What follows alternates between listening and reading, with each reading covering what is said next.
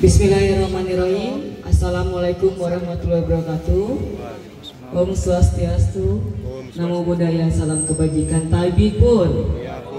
Alhamdulillah alamin, di terik matahari yang pekat ini kita diberi kesehatan sehingga kita berkumpul di sini dalam acara Festival Ogo-Ogo. Terima kasih banyak Pak Camat, yang saya hormati Bapak Camat Ketapang, Bapak Randy, yang saya hormati teman-teman rekan-rekan dari DPRD, dan yang saya hormati juga di sini ada Kuarda dari Kuarda Lampung ya, dari Kuarda Lampung Pak Johan, dan ada para juru mangku yang mohon maaf tidak dapat saya sebutkan satu persatu, dan Pak Kades Tri Dharma Yoga.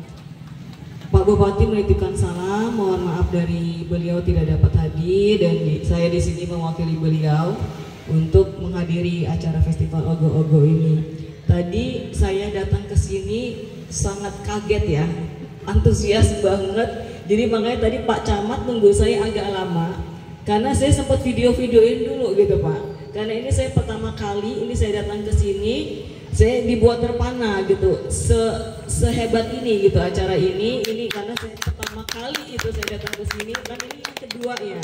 Yang pertama saya nggak bisa hadir pada saat itu, mungkin saya diwakili oleh sekjen saya, dan ini kedua ini saya hadir dan saya melihat langsung.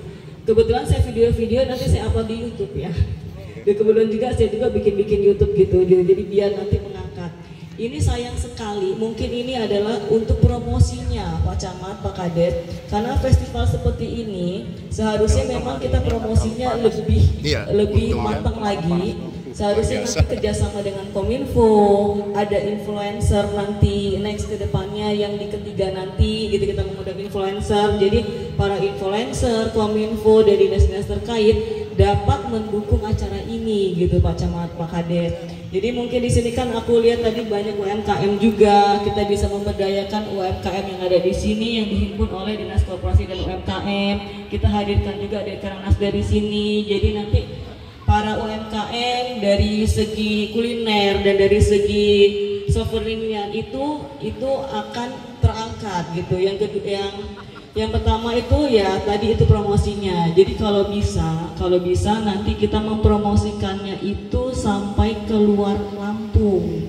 Sampai keluar Lampung kita mempromosikan acara ini, itu akan mendapatkan perekonomian yang lebih untuk masyarakat di setempat. Jadi nanti ada pemberdayaan, mungkin nanti di Dinas Pariwisata kan ini udah mulai rame, mungkin nanti ada orang-orang yang menginap Pak di sini gitu kan, mungkin harapan kita ada tamu-tamu dari luar kota yang menginap ke sini.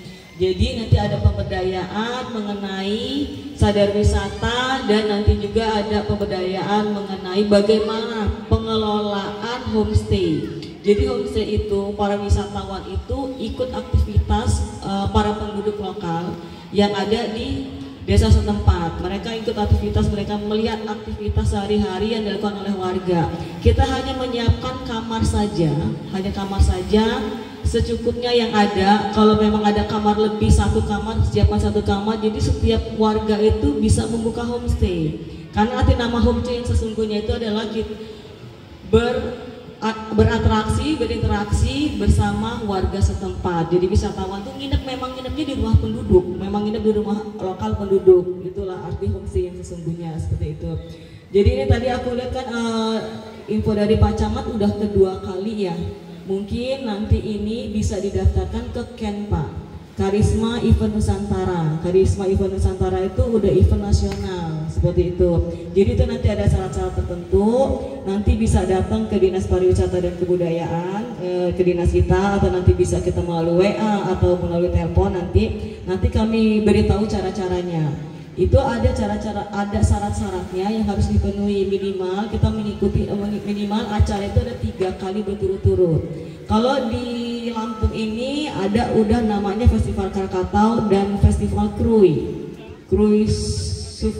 Surfing Krui kalau nggak salah itu ya. Ya itu udah masuk KEN, Karisma Event Nasional, Karisma Event Nusantara. Jadi itu ada yang unik di dalam festival tersebut gitu. Nah, saya juga tadinya dari Dinas Pariwisata mau masukin festival layang-layang, cuma mungkin ada syarat-syarat yang belum bisa terpenuhi seperti itu, karena keunikannya itu masuk ke dalam situ dan keterlibatan masyarakat itu juga masuk ke situ. Ini kalau saya lihat ini sudah masuk semua, masyarakat semua terlibat di dalam acara ini gitu.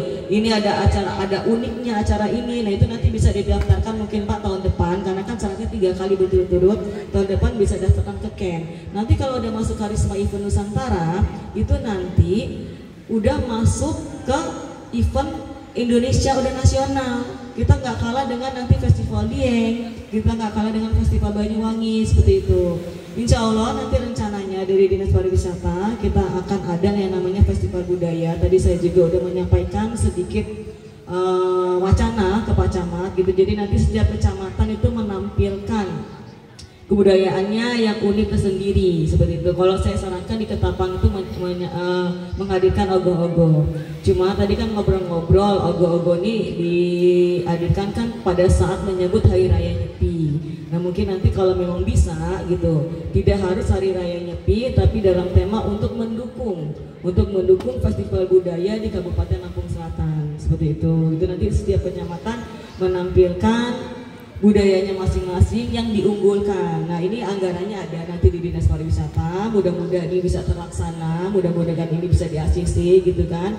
Cuma ya anggarannya ya terbatas nanti seperti itu gitu.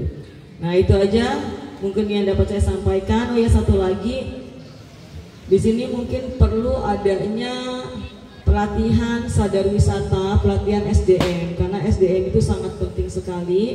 Yang dapat ditekankan oleh masyarakat kita ketika ada wisatawan adalah senyum, sapa, salam, maaf, tolong, terima kasih. Hanya 6 kata itulah yang dapat membuat wisatawan merasa sangat dihargai.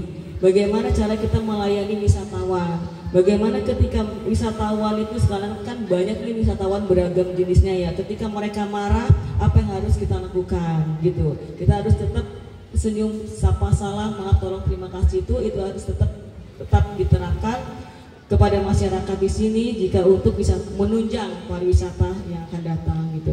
Ini untuk Pantai Onaria ini tanahnya di Wardah ya. Jadi ini aku lihat ombaknya kan ini tenang. Mungkin bisa ditambah fasilitas air mungkin ya. Fasilitas selama ini belum ada fasilitas air ya. Belum. Seperti banana boat, seperti itu donat boat gitu, belum ada fasilitas. Ini kalau spot snorkeling belum pernah dicari ya. Karena kalau saya lihat di sini ombak yang paling tenang di sini. Justru di tempat lain tuh ombaknya gede-gede banget gitu. Jadi itu nggak bisa untuk aktivitas air. Malah ada larangan tersendiri di Dinas Pariwisata. Ada pantai-pantai tertentu yang tidak boleh mandi. Seperti kejadian kemarin di Pantai Titian Mutiara. Nah, itu SOP-nya memang harus benar-benar kita terapkan ya. Karena itu adalah bukan tamu dari Titian Mutiara, melainkan adalah warga lokal yang anak-anak sedang bermain di Pantai Titian Mutiara. Kemudian yang tadinya ombaknya tenang, mereka terhempas ombak, lalu ada 4 meninggal dan 4-nya lagi alhamdulillah selamat seperti itu. Dan saya sempat juga melihat kejadiannya langsung, dan saya sempat membawa salah satu jenazahnya ke rumah sakit Bobajar. Tuh, jadi ya ini mungkin dibuat warning juga di sini kepada para orang tua untuk tetap mengawasi anak-anaknya. Walaupun ombaknya tenang di sini, tidak menutup kemungkinan yang namanya kecelakaan musibah itu akan terjadi kapan saja gitu. Ya mungkin itu nanti yang sedikit akan kita benahi melalui SDM, melalui SOP-nya seperti itu.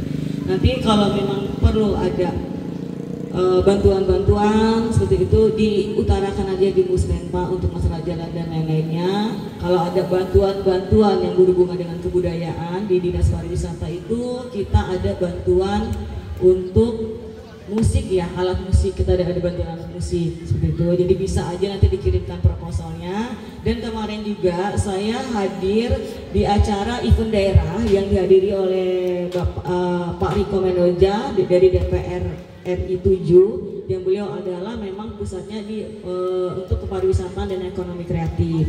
Jadi Pak Ketut, tangan kanan PCO beliau ya, Pak Ketut bilang ke saya bahwa nanti ada bantuan dari pusat berupa alat seni tradisional. Nah itu mungkin nanti seperti tadi kayak gamelan itu bisa dibikin proposalnya, diajukan ke Dinas Pariwisata, nanti Dinas Pariwisata yang akan mengajukan langsung ke pusat. Tapi kalau untuk di Dinas Pariwisata sendiri itu ada tapi terbatas. Hanya ada 2 sanggar yang bisa dapat alat musik dan itu juga bergilir.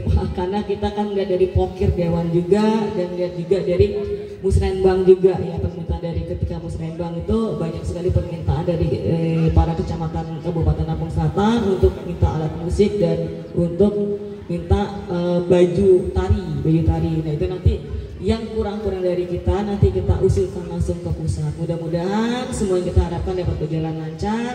Sekali lagi saya sangat salut mengapresiasikan acara ini, tepuk tangan untuk kita semua. Bila ada kata-kata yang salah saya mohon maaf.